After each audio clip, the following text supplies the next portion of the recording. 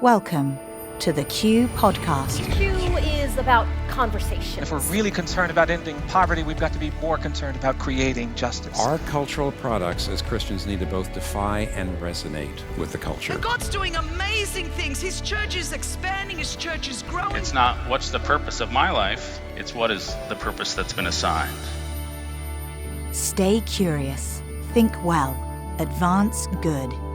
This is Q.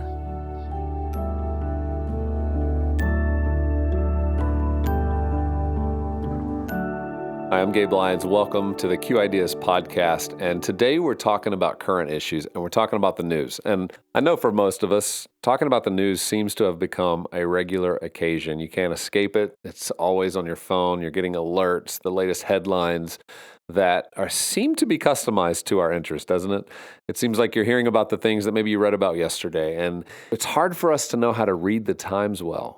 It used to be simpler. It used to be that the news was something you maybe read in a newspaper or you heard for 30 minutes or an hour every evening, or maybe Nightline at 11:30 at night, if you even know what that show is with Ted Koppel. I know growing up, those were the ways in which we got news. But now we get news every day, all the time. And so today I'm interviewing Jeffery Bilbro. And what I love about Jeffery Bilbro's approach is he's looking at the news from a historic lens. How has it shaped us? How has it changed over the years? And what can we learn from the way we ought to think about consuming this type of information? He's the author of the book, Reading the Times, a literary and theological inquiry into the news. He's also the author of Loving God's Wildness. He also wrote a book and co-authored with Jack Baker, a book called Wendell Berry and Higher Education, Cultivating Virtues of Place. He thinks well. He takes his time. He appreciates history and appreciates the building story that we're in. I'm going to get into some questions I have about the new world we're in and the technology and the way in which that's contributing to division and polarization, but also how can we as Christians better understand the world, understand the times, and know how to navigate it, know how to stay out of some of these pitfalls of tribalism, of echo chambers. And so I hope you'll enjoy listening in to this conversation with Dr. Jeffery Bilbro. Well, Jeffery, I'm so excited for you to be with us today and for our audience to get to hear so much more of your perspective around something that we care so much about around Q Ideas, and that is understanding how ideas are shaping us, how they're forming us.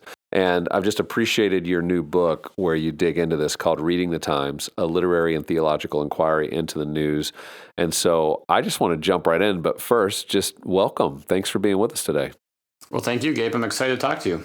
Yeah, well, I want to just jump into this conversation. As I mentioned, Q Ideas, we like questions. We believe it's important to question. We think healthy skepticism is a good thing in the world.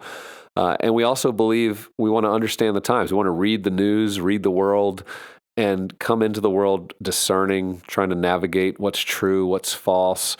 And you get into so much of that in this book. And I don't think I've come across anybody lately who's been studying it at this depth and bringing kind of a history to how we should think about reading the news. And so let's just jump in. For those who've never met you, they maybe haven't seen this book come out yet, it's newly released.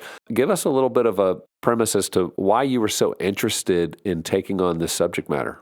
Sure. I've been doing some research on 19th century America and print culture and media technology changes in that era for the better part of a decade, I guess, and working on a scholarly book. And then in recent years, as the digital media ecosystem kind of has developed and not gone so well, as a lot of people have noticed, it struck me that a lot of the research that I've been doing in the 19th century might provide, as you noted, a kind of historical perspective and help us to get a sense of our own context from a bit wider or deeper angle. So I talked to the editor at IVP and kind of thought about how I could bring in some of my favorite theologians and thinkers and writers and bring their wisdom to bear on the challenges of our current era.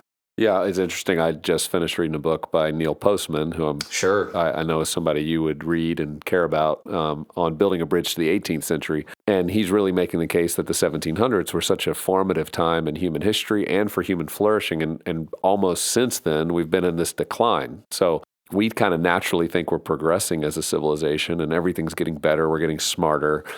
And yet you look back over the last 50 years, and I mean, the data doesn't say that. I mean, and you get into this point, the printed word, there's something about the way print hits us and shapes us and forms the way we reason, that in a digital age, in an image-based age, we're losing. So how much would you say the digital move of us now reading digitally, looking at more imagery, video, getting our information in that form versus the printed word, how much of that is part of the problem of us not knowing how to read the news or read the Times well? Yes, I think that's a good observation, and certainly part of the challenge today, that so much of the information we take in is more image-based, more emotive. It kind of tends to elicit these strong emotions, either outrage or anger or excitement or what have you. And I don't want to pretend like the printed era was perfect. There are certainly problems with an overly a mind or an imaginary that's fixated or formed solely on the basis of print as well. I guess each technological context, each sensorium, to use Walter Ong's phrase, has its own challenges or its own pitfalls, I suppose. But yeah, certainly our digital ecosystem, I think, tends to produce the kinds of thinkers and citizens and Christians that are apparent today in terms of our cultural discourse, and it's not super healthy. Well, Postman talked, McLuhan had talked. That's right. The idea of medium is the message. How much of that do you think is contributing to the issue? I mean, that we don't understand how much the mediums are forming us versus just the content of the mediums. Yeah, I've been very influenced by McLuhan and Postman and that whole tradition, and I think there's a lot of wisdom there that we would do well to attend to, and that's part of why it's not just a matter of changing the outlet from which we get our news, or reading this instead of that, or watching this story. It's not just a matter of kind of quick fixes, because the problems or the challenges are at the very level of the mediums that we rely on. Yeah, Jeff, it's fascinating to look at Old Testament prophets, the role that they played, and they always had this view of God and what he was up to in the world, and they read all the news, all the current events, all the information through that. But it does feel like today we're not as astute in that way. Like we tend to read the news, and it just kind of exists in its own world of information and news and happenings and events. And there's a little bit of a loss, it seems, of the larger biblical narrative. And would you argue that we need to recover that, because otherwise the news is just noise when we can't put it through that grid? Yeah, exactly. I think it's not a matter of ignoring what's going on around us, certainly, but of finding a way to view it through the significance of the biblical revelation and make that the standard of significance for what's going on, because otherwise there are competing horizons of meaning that offer to make sense of the chaos of today. And I think those are the ones I try to warn about. Yeah. And sort of urge Christians to recover a grounding in a biblical view. Yeah, because essentially whoever's communicating information to us does have some framework through which they're reading what's important, why it's important, how we should respond. Right. And without that biblical lens, it can get quite confusing. And I think a lot of people feel that confusion today. It's one of the great challenges right now of knowing who to trust, and how do we determine what's fact, what's opinion, what's biased, what's unbiased. And so for a lot of people, they're either shutting it off and they're just not listening to information as much, or they're consumed with it. All they can do is keep up with every opinion, every angle, what this person thinks, what that person thinks, what am I supposed to think to kind of get along in the world today. And I think it leaves people feeling a bit strained. One of the aspects, too, that you bring into this project is you focused on the 19th century. That was important to you, and I want you to explain why that was such an important era and why we can learn a lot from the 19th century. I mentioned earlier learning from the 18th century with that Postman book, but you've taken us one further century in. So talk a little bit about the 19th century.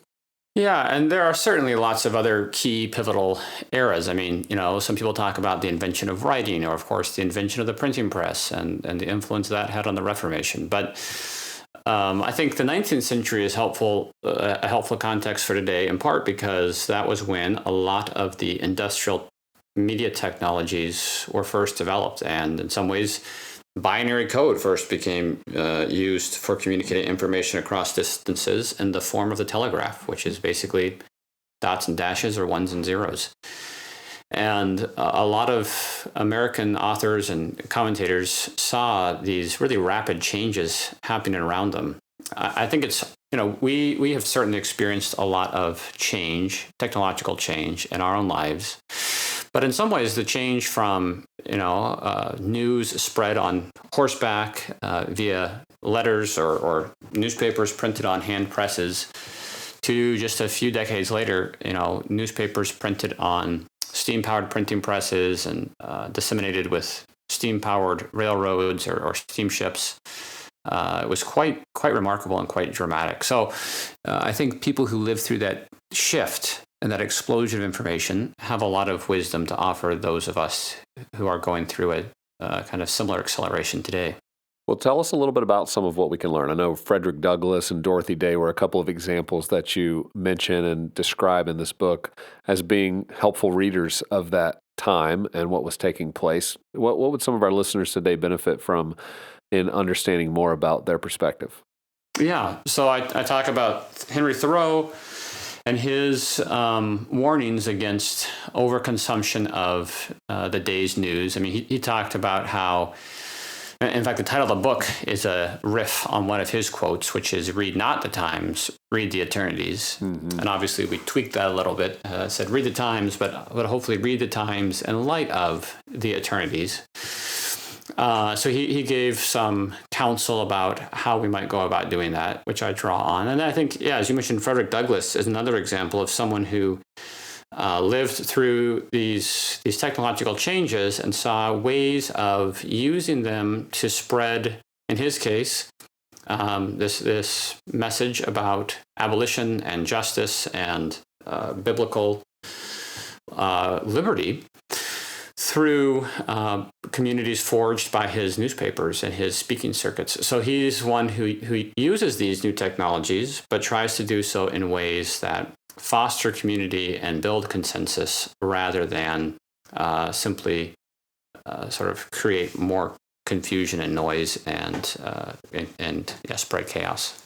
When you think about it, I mean, do you believe the human mind, that we just weren't quite designed to consume all this information that exists outside of our local community? Because in these pre-19th century moments, news pretty much was about your life in your community and how it affected you. And when we move into the telegraph and we move into this season where information can spread now really globally, but without you having full context, it seems it can wreak havoc in the human mind.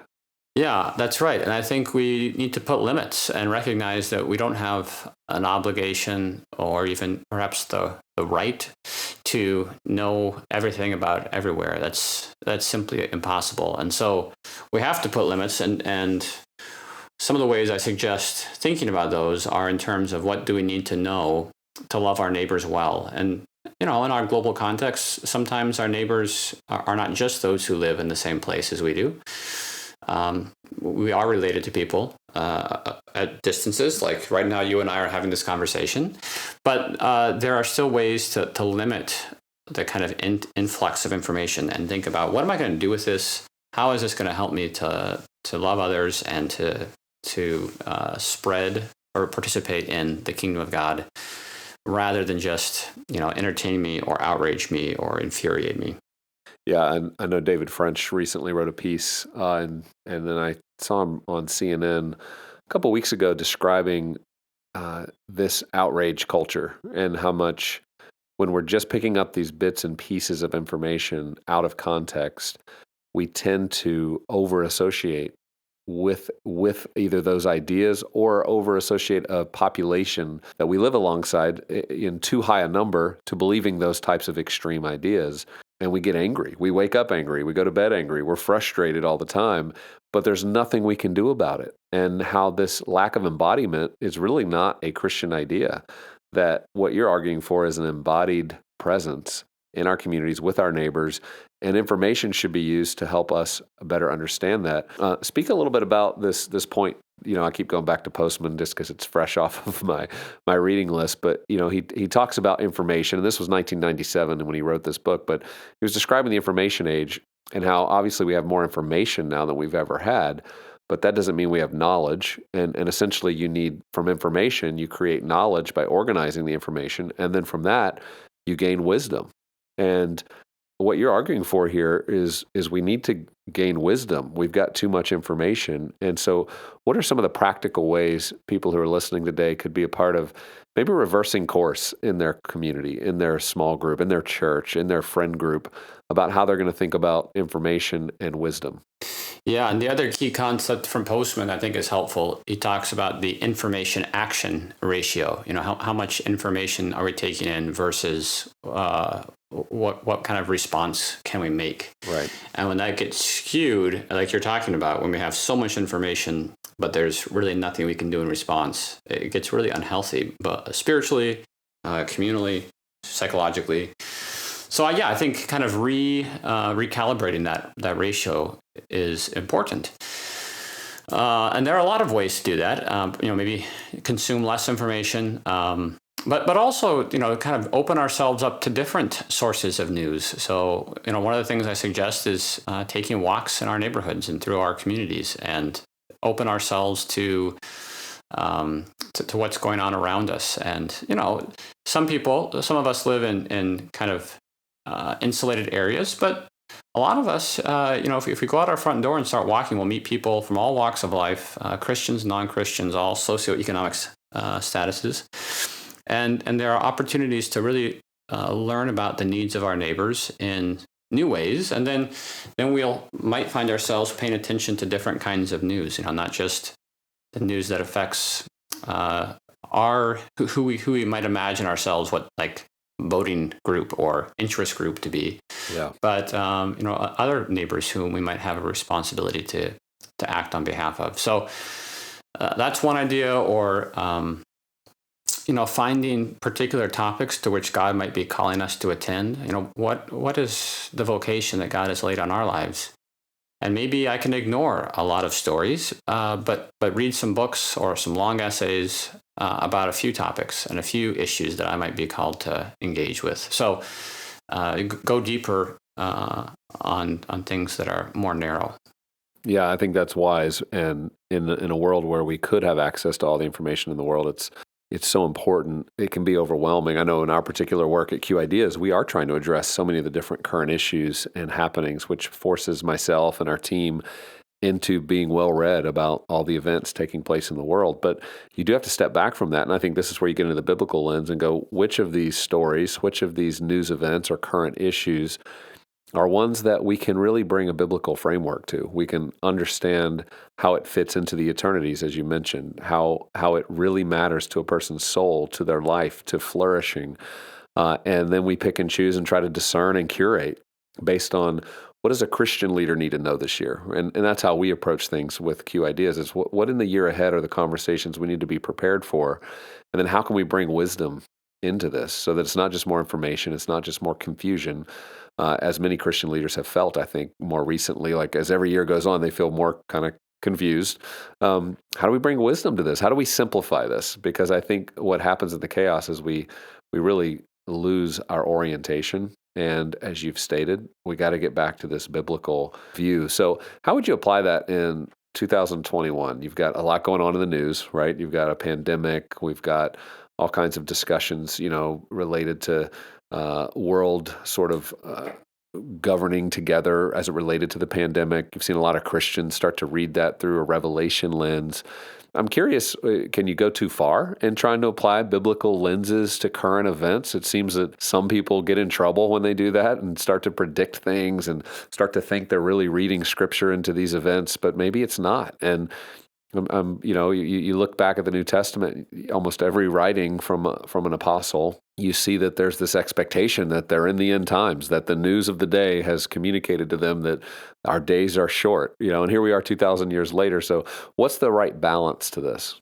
That's a great question. And in the book, I try to address that in part by pointing to the maybe not great example of Jonathan Edwards, who in general I think was a phenomenal theologian and a really important thinker, but who had a tendency to get caught up in these kind of apocalyptic predictions. And he kept a little notebook where he would keep track of world events that showed how the Catholic Church was being revealed as the Antichrist and was going to, be judged by the mark of the beast. So, and I think, similar things have happened in recent years with stuff about, say, Trump and King Cyrus and all these kind of weird correlations between what's gone today and particular Old Testament figures. So, yeah, I think, making these kinds of specific connections is probably a dangerous route. On the other hand, I think it is important to try to read what's going on in the light of the biblical revelation. One example I point to that I think is helpful, maybe, is an illustration or an illumination in the St. John's Bible. And when the artist working on this Luke anthology was doing this, the 9/11 attacks happened. And so in the sort of panel where he's describing the return of the prodigal son, he paints these two towers in gold leaf collapsing. And his idea is, can this story teach us about the hard work of forgiveness? What would it mean to forgive people who are culpable for heinous crimes? How do we really embody the Father's forgiveness in these difficult circumstances? So I think those kinds of questions are difficult, right? But they might push us to actually embody the biblical revelation and not just kind of cherry pick biblical incidents in support of our kind of predetermined political or cultural view. Right. And because it does seem history and the human heart are these predictive, they have these predictive attributes that history repeats itself. Right. Human beings continue to act the same way that they act. I mean, it's different tools, it's different means by which they might do it. But you see some of these same themes about power and sex and money that throughout history have always been part of the problem of sin in the world. Even the 7 deadly sins, that just show up throughout history. They just take on new forms. And what I love about how you're approaching this is you're helping people step back. You're helping us all step back and go, let's get the broader lens. Let's not get too worked up about the current moment. Let's realize we're part of this grander story. And the better and with more wisdom we can read this, which is going to happen in community more than just alone, we're going to have much more to offer to the world. And I think that, to me, is an encouragement, and I hope to all of our listeners is something that really helps them reflect on it. When you wrote this book, I know it's always a big accomplishment when you finish a book like this. The subtitle I love, A Literary and Theological Inquiry into the News. It's releasing in a year where we've had more news probably than ever, more sources for news. Let's talk more specifically about facts and opinions, and how should a Christian approach misinformation? How do we discern that? How do we determine it? You've mentioned earlier having multiple sources, finding a lot of different places you're getting your information. I think that's really important. I know that's a big practice for myself. But what are some other ways we can be discerning as Christians in a world where there's a lot of other competing ideas, narratives, misinformation, propaganda that's going forward, that the Christian has to have a anchor that lets us see that for what it is?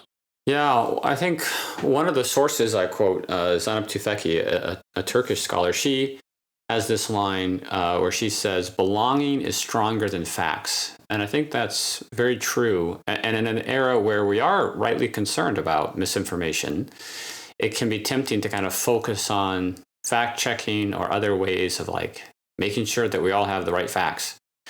But I think it's, understanding who we are as creatures created to be in community and to belong to one another.